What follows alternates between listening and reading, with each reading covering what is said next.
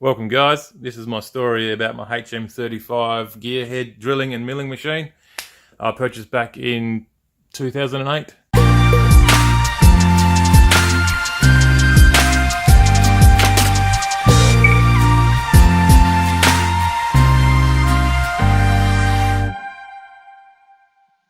We were in the height of modifying cars and buggies and motorcycles and all sorts of stuff, and I felt the need to move away from more of the handcrafted stuff to something more precise with the use of a manual milling machine.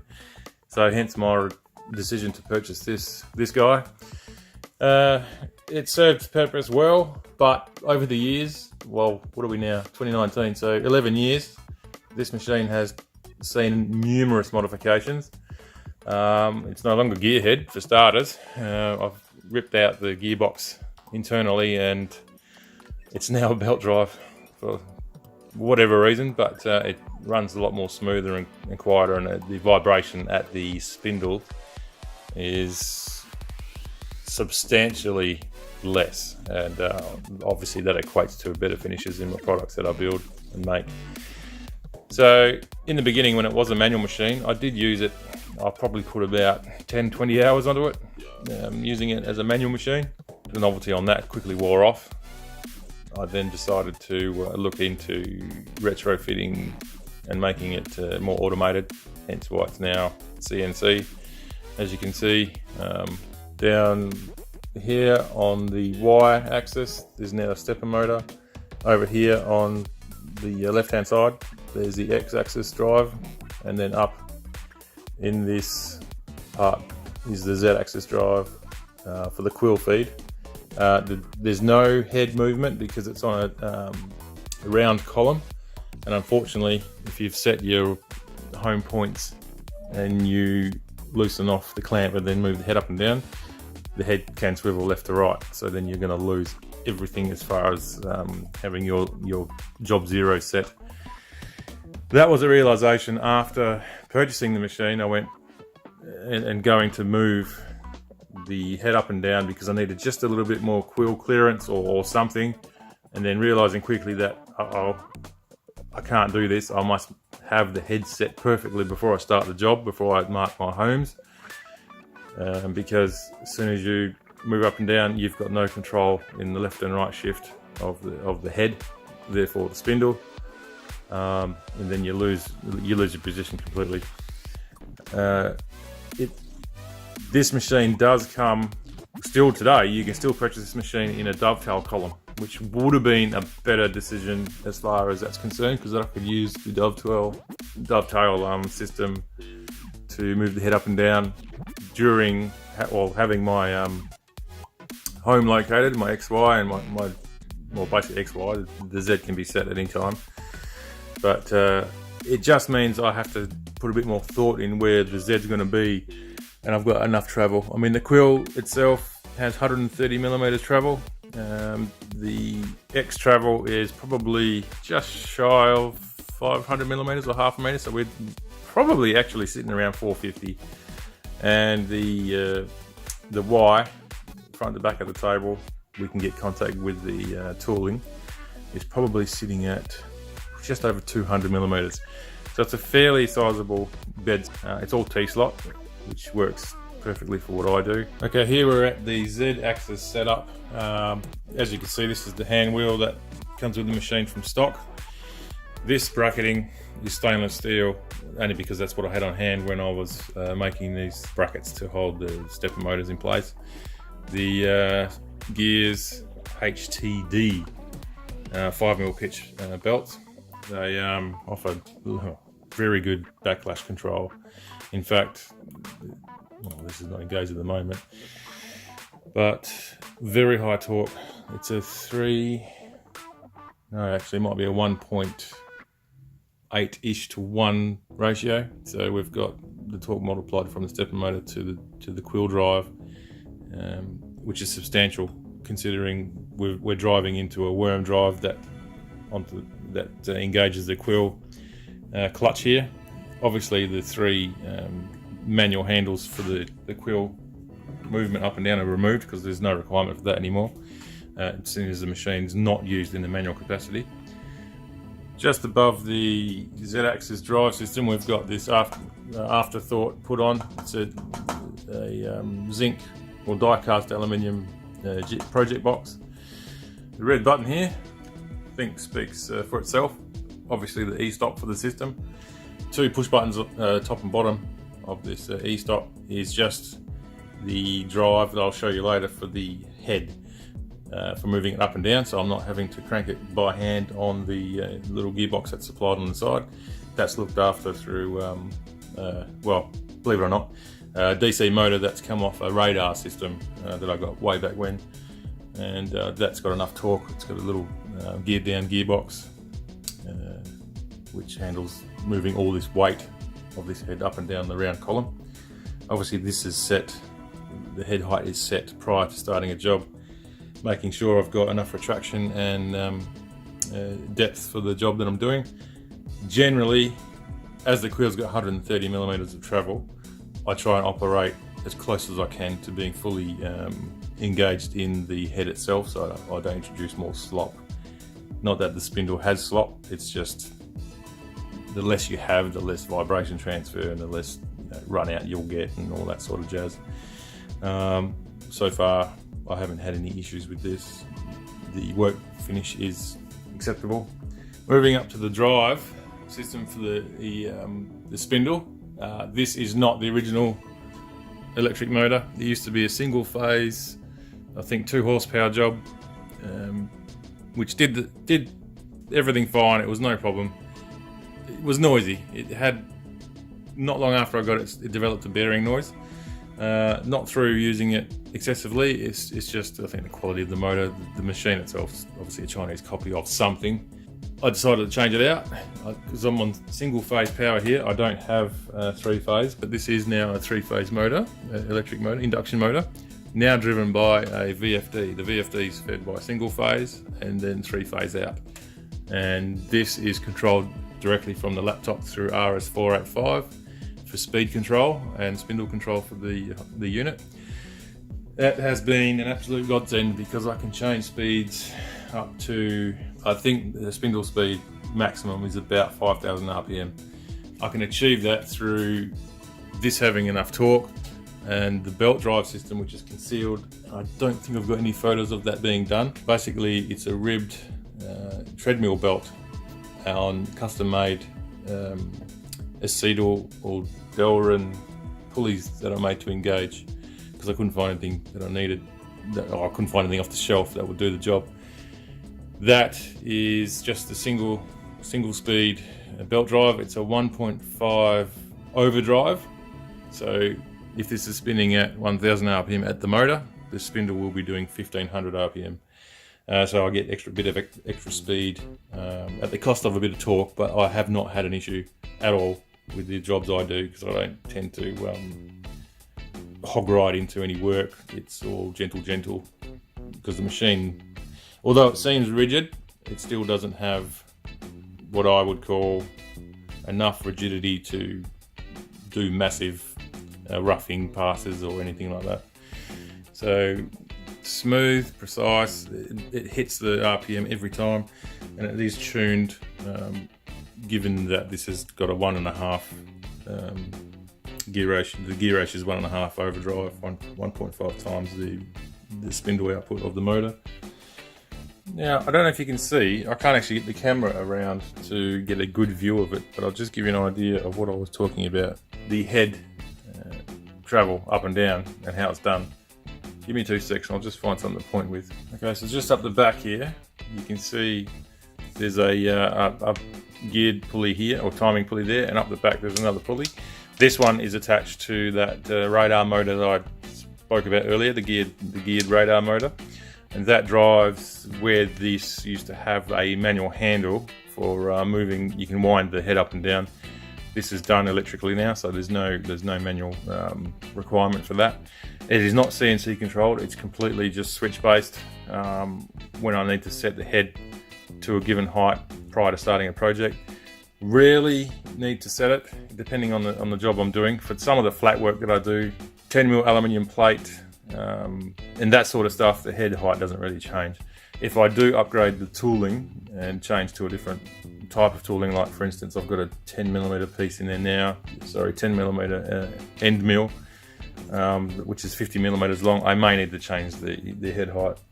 But that's all determined on my tool pathing and what tools I'm going to use, and make sure that all the requirements are met, so I don't have to change the head height mid-job, because that's a nightmare for setting up your X and Y zeros on your job again. Moving down to the Y-axis drive, this piece of folded perspex is just a rudimentary chip guard basically, so I don't get chips landing in my timing belt, because that's a nightmare. It'll chew out your belt and your pulleys, and you don't want that happening. So this is just something that drops straight in place. It's just cut out to match the spindle, or the shaft, and sit over the motor. It's only a halfway house stopgap type solution until I can make something a bit more finished, make a sort of a finished cowling that will go over the whole lot. But at the same time, I'm thinking about redesigning this. I really want to move to the Technic stepper killers. The Technic, they're made in the US. I can't find a distributor in Australia for them. I don't think they are exported from the US into Australia. So, if any of you guys watching in the US can help us out getting my hands on I don't know, 3 or 4 stepper killer type motors and handle the postage out to Australia, that'll be mint, because at the moment cannot get my hands on them, and it's killing me, because I'd really like to upgrade this machine. It's worth mentioning that obviously the lead screws, the original lead screws, have gone a long time ago.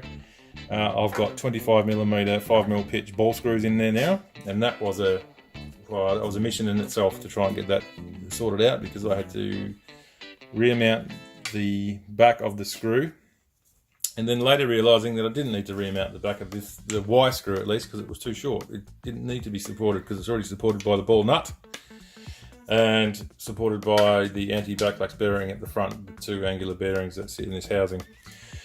That was a success in itself. I had to make myself a new ball nut mounting bracket on the the Y table, because the nut was so big it wouldn't fit in, or had anything to do with, there was no similarities between that and the brass nut that rode the original trapezoidal lead screw, and that was tossed. That went, and just full redesign, even to the point where some of the high spots in the base of the table needed to be not ground out, because that would be silly. It was polished to a point where it would just clear the lead screw, the new lead screw, ball screws going in. Yes, I didn't need to use 25mm ball screws. I could have got away with, I think, what's the next size down? 20mm? Or 20mm ball screws? I think, don't quote me on that. 20mm would have been fine, and I would have had less of a clearance issue, but this is now 25mm, massive loadings it can operate with. It will never ever see any of those loadings that it's rated for, so it should last me a fair while. Custom bracketing from the original. So I think I do have the original cast brackets for the hand wheel and the original lead screw. Vast difference, completely different setup from this to the from the hand wheel setup. There's no recognisable part left. The only other thing I have to do is just on the bottom of the Y table here, I have to just grind out as neatly as possible this to sit over the new retainer and anti-backlash bearing setup here, because it just travels all, this front of this face travels all the way to probably halfway over this bearing housing, which gives us the tooling goes to the very back edge of the table, which is excellent because I'm getting full front to back use of the table. Okay, here we have the X travel motor setup. I'm going to remove this just to give you a bit more. That's the same thing, it's a chip guard. Stops all the chips landing in the belt drive until I can get something a bit more professional.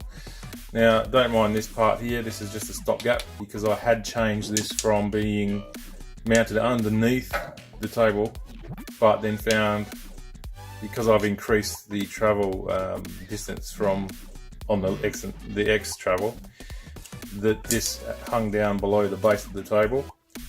And when it did that, when I got to my full extent with the table traveling to the right, this would actually foul on the foot of the machine, and I'd lose probably another nearly 40 millimeters of travel, because this would engage the base before it finished traveling.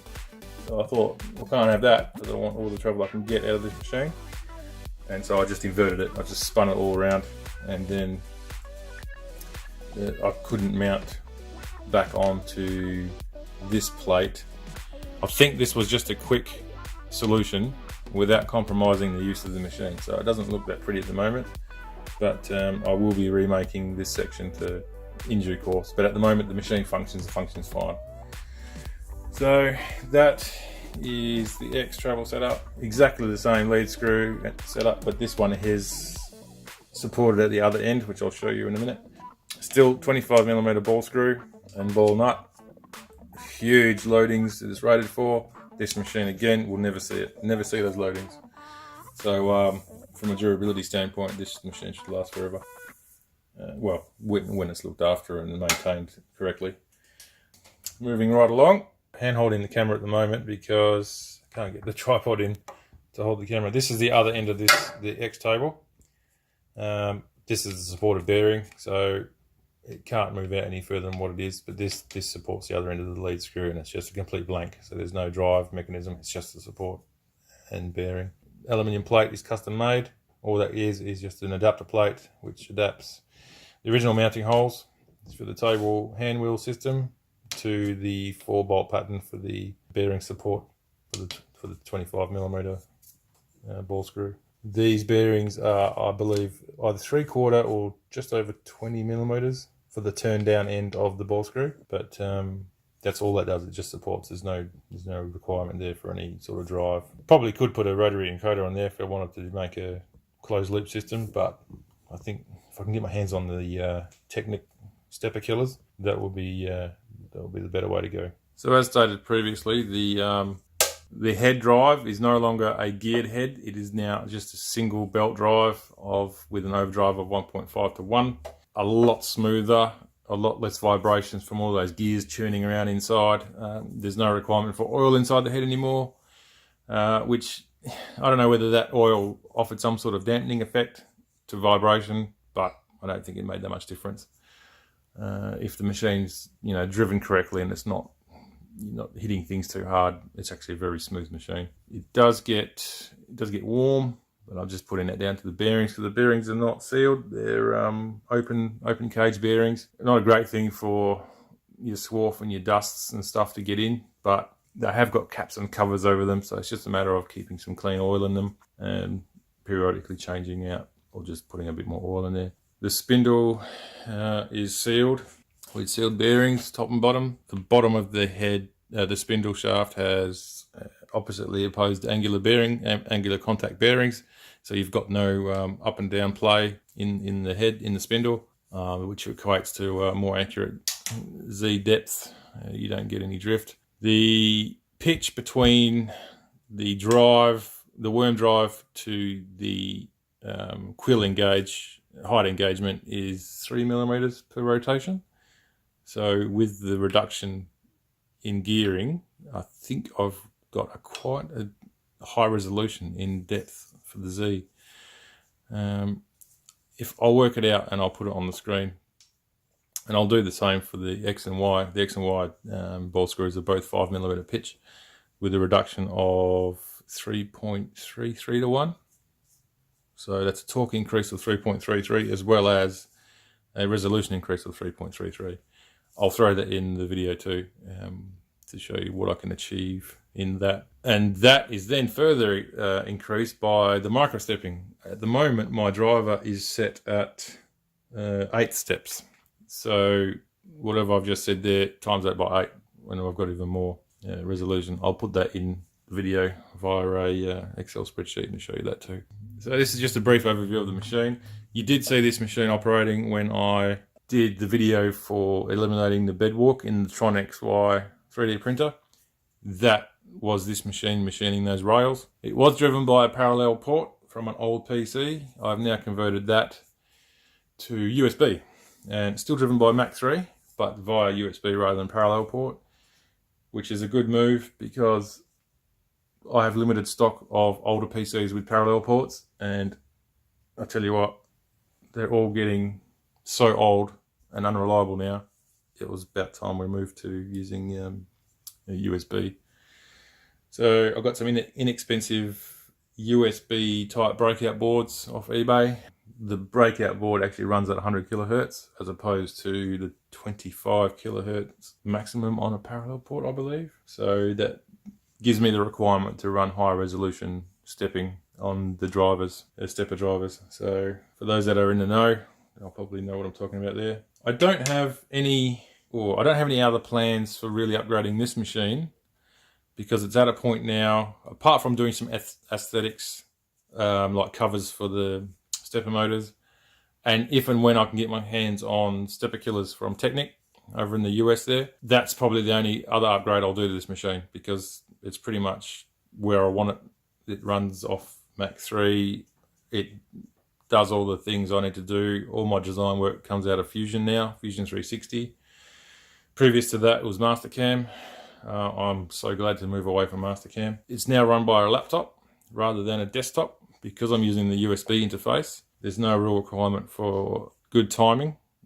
Okay, the good timing is still a requirement, but it's less of an issue with the USB-based machine, I find at least, than over a parallel port, where you can't have the machine doing too many other things because you might lead to missteps and so on. At the moment, I've been using the USB breakout boards and not had an issue. So I'm going to stick with that for the time being. But yeah, like I said, aesthetics, motor covers, and possibly motor changes to Technic, the SK series stepper killers. That's about all I have to say on this. I will have another video out later about the control box upgrade I'm doing, and maybe something else in relation to this down the track. I will be showing jobs that I do on this machine as well. If any jobs of interest that I do, I'll video them and upload them for YouTube as well. All right, well, thanks for hanging around, guys. It's a bit of a bang on spiel, but just give an introduction to the machine, one of the machines I work with, and the history of it, and how I came about to having a CNC machine in my workshop. All right, thanks, guys.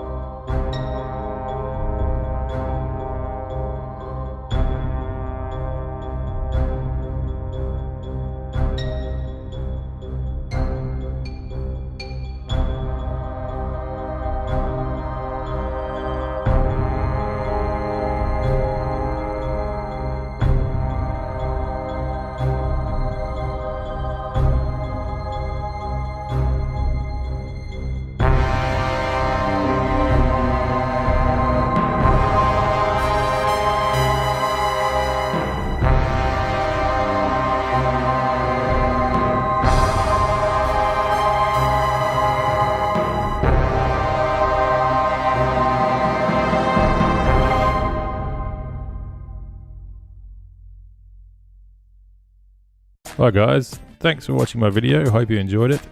Don't forget to like, share, subscribe, and feel free to leave a comment, whether it's good or bad. I do enjoy reading and responding to your comments. Remember to click that bell icon so you get notifications when I do uploads. My goal for 2019 is to reach 100 subs. Take care and see you all in the next video.